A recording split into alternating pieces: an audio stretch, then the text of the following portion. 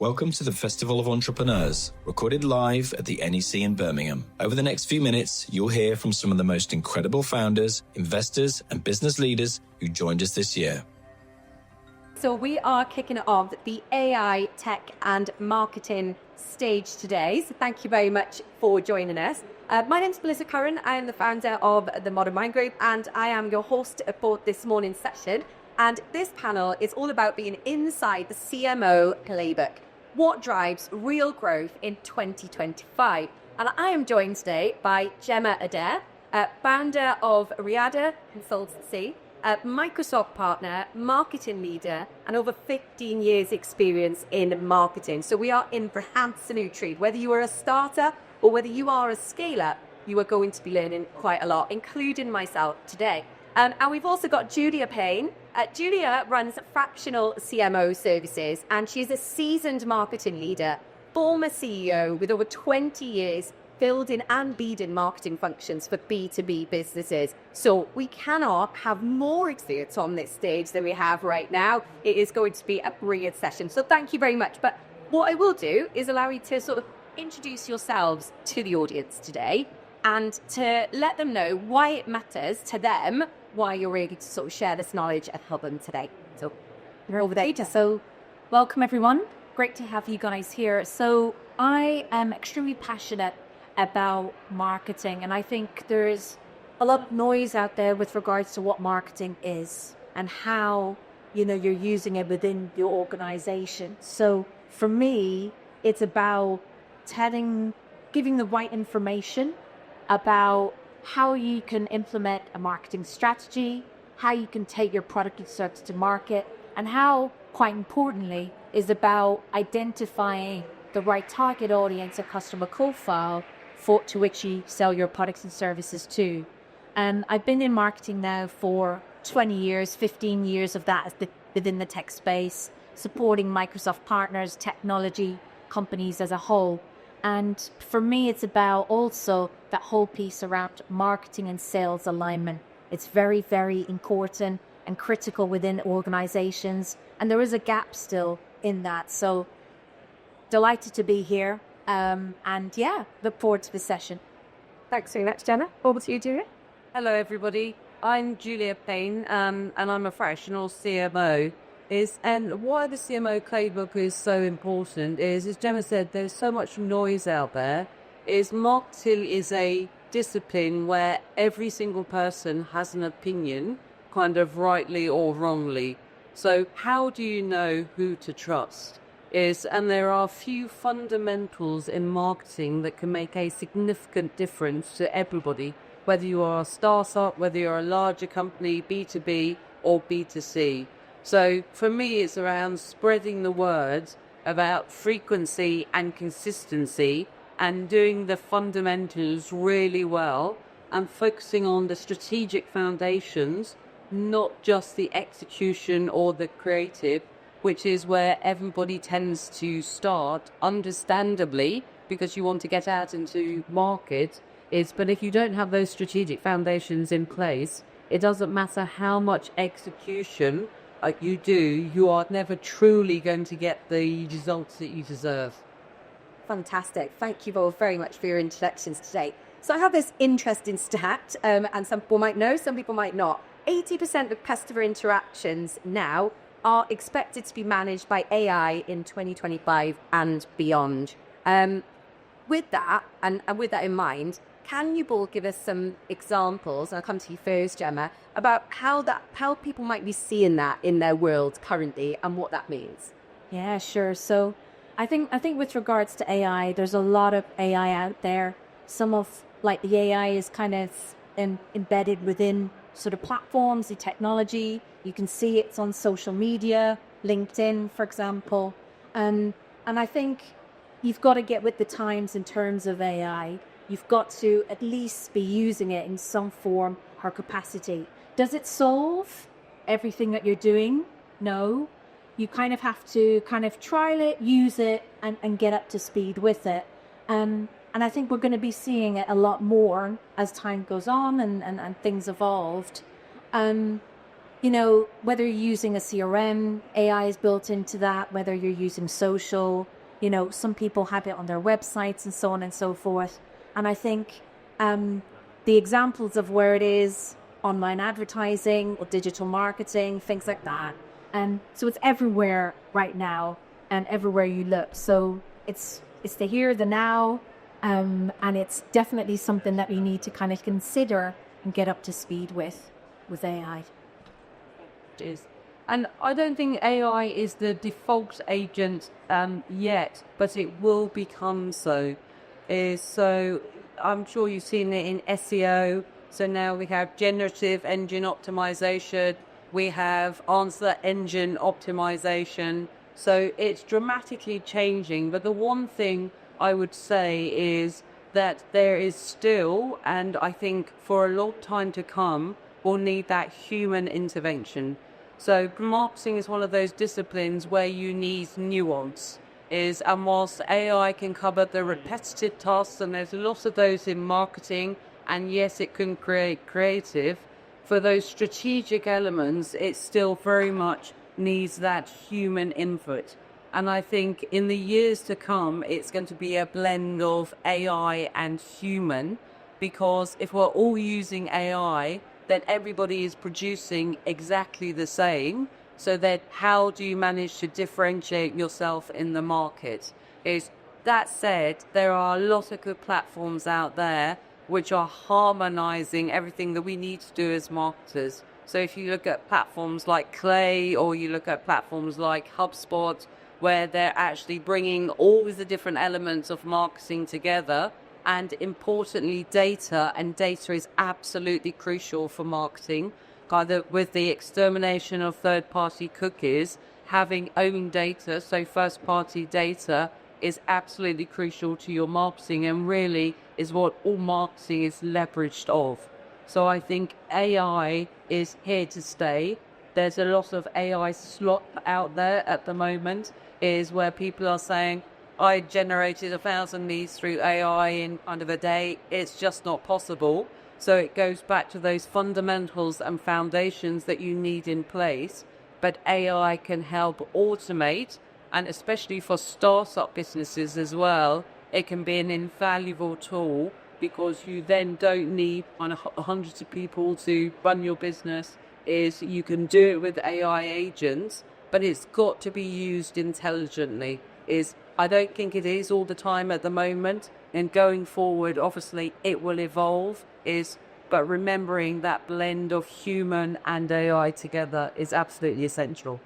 Love that, Julia, that you're talking about that harmony and how that works. So, let's jump straight into the topic, and I'll stay with you, Julia, on this, and then I'll it's Gemma. So what is driving that real growth in 2025 for businesses? What's winning, and what is giving that competitive edge, even for some of the clients that you work with, or the things that you're seeing, Julia? Yeah, and Gemma alluded to it as well. So going back to those foundations, what are they and what you need to put in place? So you need your ideal client profile so who is it that you are actually marketing to? And whilst it sounds kind of really naive, the amount of companies that I work with don't have this in place. So then who are your buyer personas? So who are the individuals that you want to appeal to? Why are you different? Your competitive advantage what's your position in the market? So how do you win the hearts and minds of your target audience? And what is the value that you deliver to that target audience as well? So your value proposition, underpinned by your messaging, whilst these elements are not sexy, they're not glamorous, they are the absolute fundamentals to everything that you do in marketing. So I always think it's not whether it's 2025, what's the marketing play there, or 2026, what are the fundamentals that you need in place to actually then springboard your execution and get in market? Because otherwise, you are going to have to, at some point, if you don't have them in place, you are going to have to backfill those foundations to go forward. So people will reach a brick wall, won't be able to get through that brick wall, no matter how much money they spend on their execution, and they will have to circle back and put those foundations in place. Fantastic. Thank you so much. And just go back to those roots. You look at the things that you've set and then sort of ramp it up from what you're saying. Great. Exactly. Jenna, I mean, from that and from what Julia shared, and to sort of build on that and with your own sort of insight and the people you work with, what would your sort of take be on that? I definitely agree. I think what we're seeing now is a time where people are actually re-engineering what they're actually doing. So they're stripping back. So we went through this bubble where there was a hell of a lot of MarTech, a lot of technology, a lot of tools coming at you. And to what Julia was saying, a lot of organizations go into execution mode, and it's the wrong thing to do if you don't know what that strategy is. So it's about that marketing strategy, but it's also about how does that align to the overarching business strategy that you've got in place. What are the outcomes? What are you trying to drive in terms of profitability and revenue? And how does that tie back into the marketing that you do? The other thing as well is a lot of organizations, when they're in execution mode, they don't consider, what is the resource that you need to put in place to execute upon that plan? What are the processes and the systems and the structure that you need to set in place to execute that plan? And also, how does the technology enable you to execute and empower your team or, the CEO or the founder in order to execute upon that? I think a lot of money, a budget is wasted for the sheer fact that you're not taking a step back and building those fundamentals from the get-go. And it's extremely important as you scale and grow. Again, what Julia said is a few years from now, you're going to hit that barrier and say, I didn't implement the fundamentals as much as I possibly could at that point in time. And you scale, you implement and you scale and you grow, at least put something in place, do the fundamentals, and then you can scale. The worst thing that you can't do is don't do anything, any marketing. Great advice. And I doubt, Brennan Bits have definitely been guilty of doing some of those things. I think one of the things that when you're a startup, and just sort of sharing journey, one of the things you do as a startup, you put a lot of effort maybe into execution or creating organic or a lot of content or the creative, and that is still money. Somewhat, you'll spend your time in that. There's got to be some type of energy that goes into that. But then when we look at some of the AI, platforms or the ways to even use Meta as an example, putting money into paid, really, if someone's sitting here now and is thinking, okay, I want to do it, but how much, what kind of percentage should they be really sort of putting out of their revenue into either AI tech or into the marketing budget? What is your experience of that? And how does that differ maybe between a starter to a scaler from what you see? And I know it'll be different for different businesses. Go to here.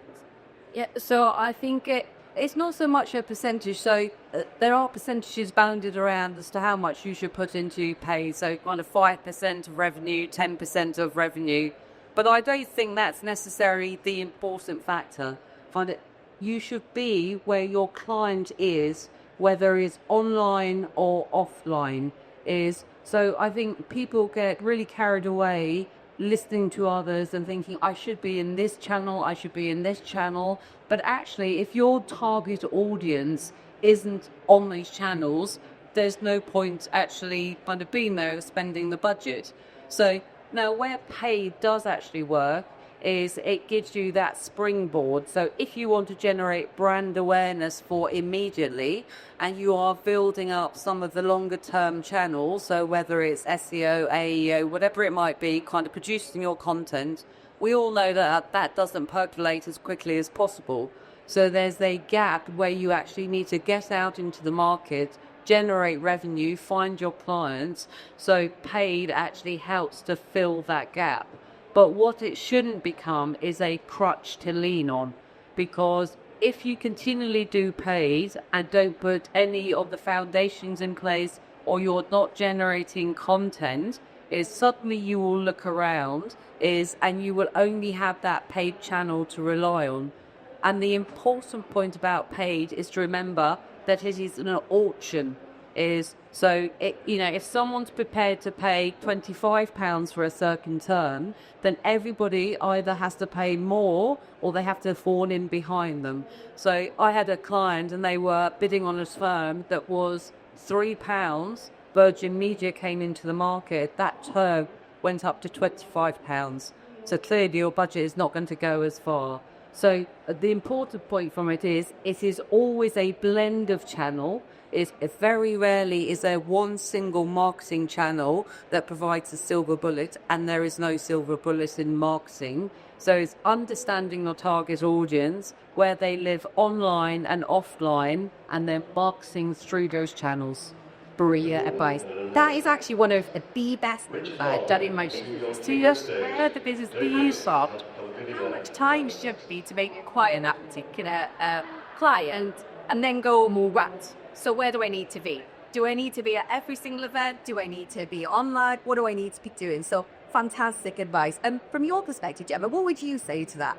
So I think just continuing what Julia said is it's very much so understanding your target market. It's a multi-channel approach. It's never just let's do events, let's do paid ads, because you will lose money, whether it's digital marketing or whether it's, exhibiting at a show and putting that budget for that. I've come across a lot of clients where they say, I want to generate leads. First thing I would say to them is, where are you in the market? Where's your brand?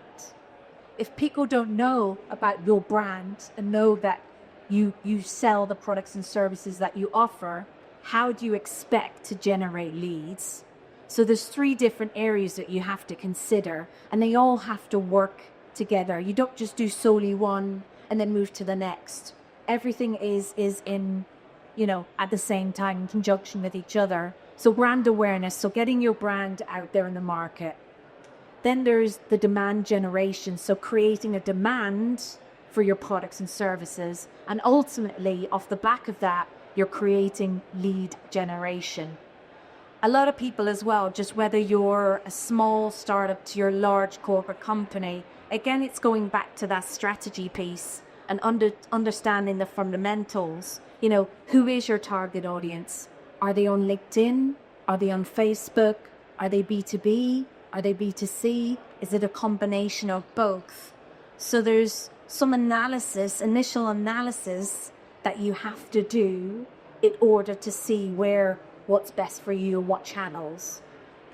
There are times as well that you might just trial at something, put some budget to something and trial it, and that's fine. But you really have to take a step back and understand where your audience sits, because you will lose money and it's not going to be great for you with it in the long run. And this is startups and large corps that do this.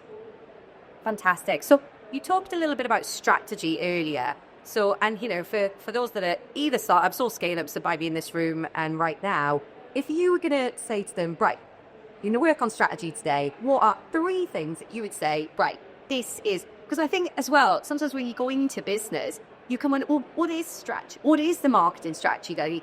What does that actually mean in general terms? So what would you say to that, Gemma? What would your top? So I would, strategy is very much so that why are you doing it? Why are you in business? What are you trying to achieve?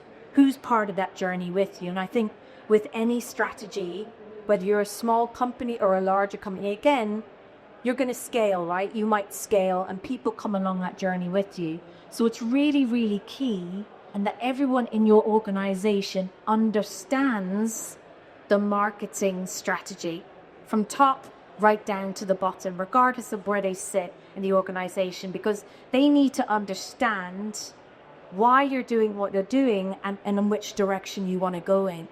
Because essentially, people are an asset to your organization. So that's the first thing.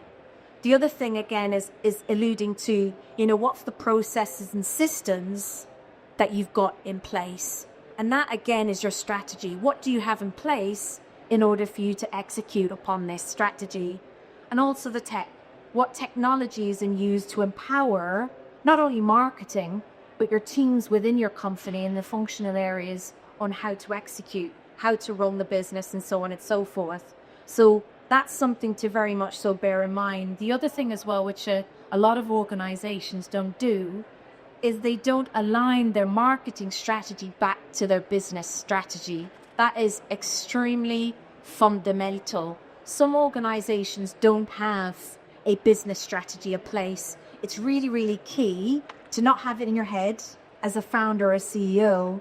It's to actually have that, document that on paper. What is that strategy? Even if you're a solopreneur or a small startup, something that you have in place that you can put together as a strategy with some metrics, like what are you driving, and to be able to kind of monitor that, manage that. But it's very much so bringing people on the journey with you. And this is essentially key as well for just employee retention and so on. Bring people on the journey with you.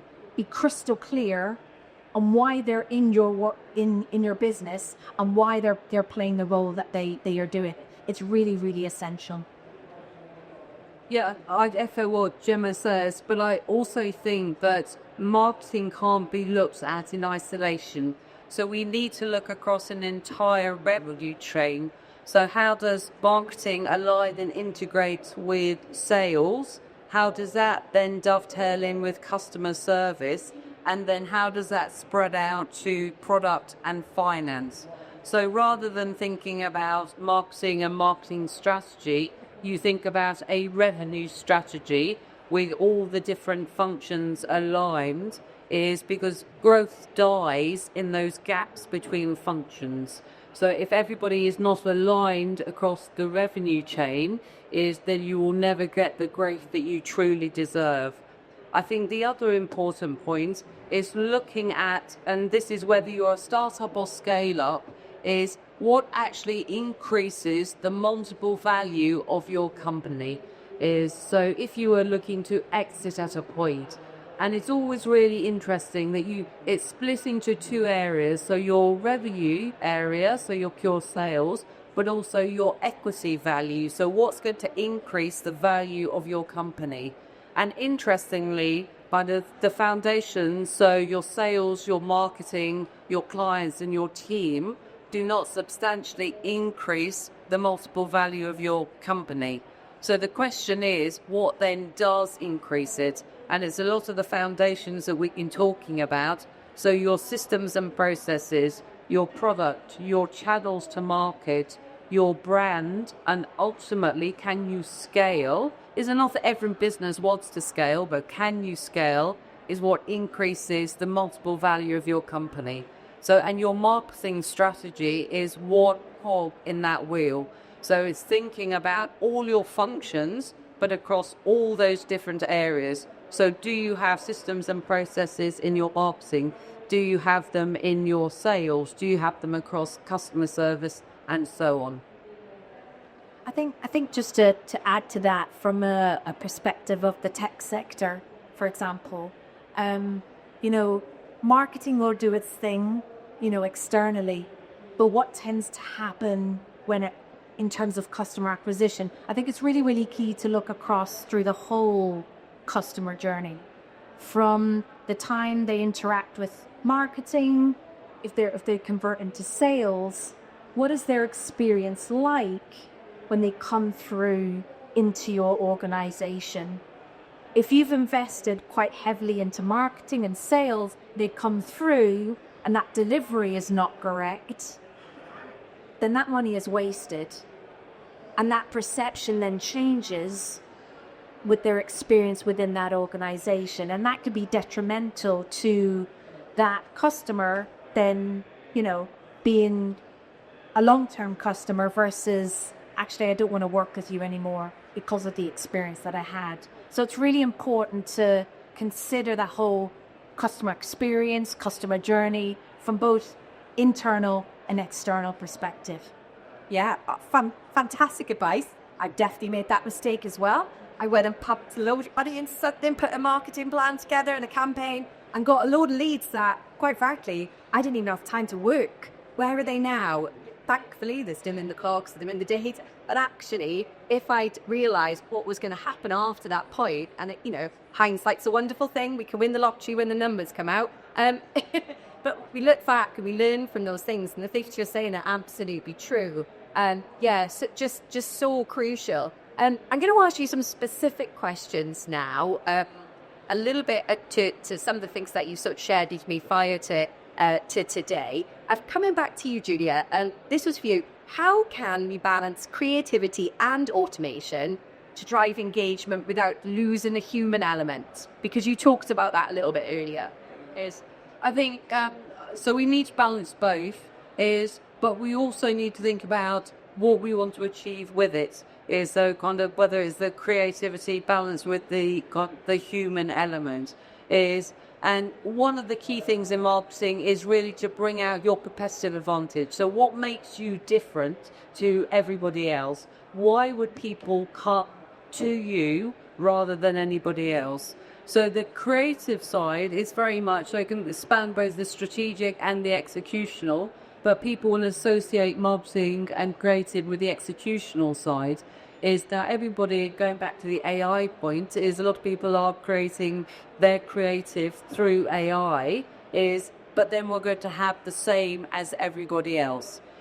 So it's really one of the key things in marketing is to really define your competitive advantage, your value and your proposition, so you stand out from the crowd, because that's one of the elements of creative, is helping you stand out, to attract, to draw people's attention to you, but actually you need to define your audience, why you're different, and then have that key strategy, which is created by the human element, but then blend the creative with that. So stand out in the crowd, have the creative to support it, but have the human element to create that strategy and to really drive it forward. Great answer. Thank you very much for that. Gemma, coming on to more around sort of the AI tech and the tools. So one of the things, and I don't know if some of you may share similar conversations with people in your network, people are now talking to me about how if somebody, for example, was going to the audience and put a certain topic into ChatGPT, how do they get maybe in the results that are sent to that particular person? So where we were talking about SEO before, or maybe digital marketing online, where you'd come up, when you Google a certain thing or go on something. What if someone's going on to these sort of search engines, these AI engines and tech tools? Do you know anything about that? Can you talk to that, about how they sort of use I think there's a lot of sort of AI tools out there, and I think it's still very much so early days, because a lot of people put everything in ChatGPT. And with AI, it's very much so how you prompt it. So whether it's ChatGPT, whether it's CoPilot on my end within Microsoft, and the tools that I use. And I think it's going to evolve somewhat. There's a lot of different AI. There's a lot of confusion as well between AI and agentic agents and what that is and so on. And I won't delve into that in too much, but I think and you can get a lot of different prompts out there. I think AI does give you that structure, that template to work from, but I wouldn't necessarily, put your eggs in one basket in terms of AI, because again, to what Julia said earlier, things will just be too samey. There'll be, things will be alive. We can see it now with different posts, different content, where someone uses AI to when someone doesn't use AI. And what I would say is use the prompt to give you that template to work from, but you still need that human touch to tailor that content, change the messaging. How does it relate to your organization? How does it relate to your industry? Who do you want this content to get in front of? So again, it goes back to that target audience and the kind of persona or avatar that you want to get in front of. Is it C-suite, or is it a different sort of person within a functional area? So it just really depends. But I think the worst thing that you can do is not use it, because it's here, it's now. So I would say educate yourself more in terms of what AI is. And also, I think what's really key is best practices with how you use AI. Because there can be some pros and there can be some cons to AI in using it. But trial it, have a use case to which you're going to dabble in it and use it, and it can help, definitely. It's a great tool, Fantastic. Thanks for sharing that. The dash is dead, the colon is shing. And how we're adapting our creative. When we think about how people are searching or using the internet at the moment, 82% of all internet traffic is for video. So I'm going to ask you both and what your opinions are. Will short form video continue to dominate, or will long form be back in the spotlight? What are your thoughts? Yeah, I think kind of the ideal at the moment, so if you're posting videos, is around about 30 seconds. So definitely not more than 60 seconds if you're posting on social, because people's attention spans are so short and they're constantly scrolling. So having those kind of short form, could be 15, could be 30, 30's got the ideal. I think it is here to stay, but we've seen lots of these trends before, and as we said, it's never kind of just one channel, so it's never just video. Is going to be a blend of the different channels. But one thing I would say as well is to urge you as to how you repurpose these assets, is because a lot of time and energy and creative is put into creating videos or any form of content, and it should never be a one and done. So if you have a video, can you then use the content of that for your written content? Can you use it for other social posts? So it's constantly about repurposing your content. I think there is a place for longer form video. We're seeing on the rise of webinars again. But again, then repurpose that content. But it's never one or the other. And trends come and go so much in marketing. So account-based marketing was all in vogue a few years ago.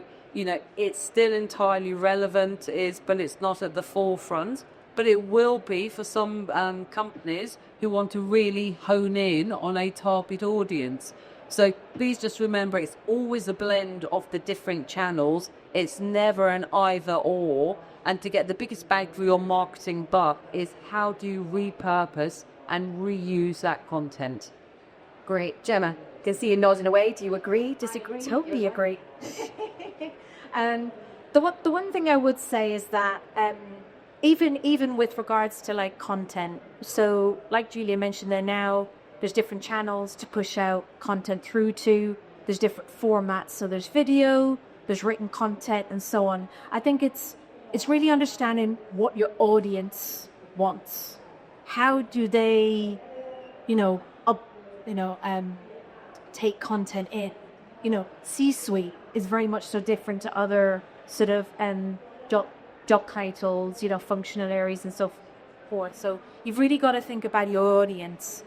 I would say play around, change it up, do some video, do like short form, do some long form. The other thing as well, a lot of people get sort of imposter syndrome where they're like, I don't have content, so I don't know what to write, I don't know what to do. But a lot of people are actually sitting on content, because if you sell products and services, if you're experts in your field, essentially that's a good basis to start from and create content off the back of your expertise and off the back of the products and services that you do. Different channels will vary. Facebook is very different to LinkedIn. LinkedIn is one of the largest B2B channels out there. So that is your channel for B2B, where Facebook is slightly different. And then you've got Instagram, you've got TikTok, and so on and so forth. So repurpose different content.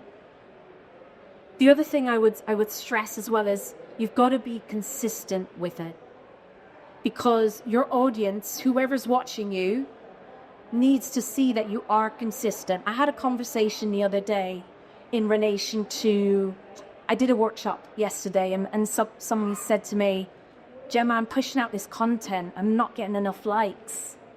And I said, well, that's vanity metrics. And then I asked about how many followers do you have? Who are you connected to? And they said they were in the thousands. And I said, that's fine. Because some people that are connected to you and following, that's not to say, or they potentially may not be your target audience. They may not be your prospective buyer. Or perhaps they're holding on tight going, let me see are they consistent? What content are they going to push out next? What does that look like? So don't look at the vanity metrics. I made the suggestion to him is maybe the content doesn't resonate with your audience. Maybe the format doesn't resonate with your audience. Look at previous content that you've done. How did that resonate with your audience? And it's about optimizing. There's no quick fix with marketing. It's about consistency, getting that structure in place, and changing things up. Brilliant.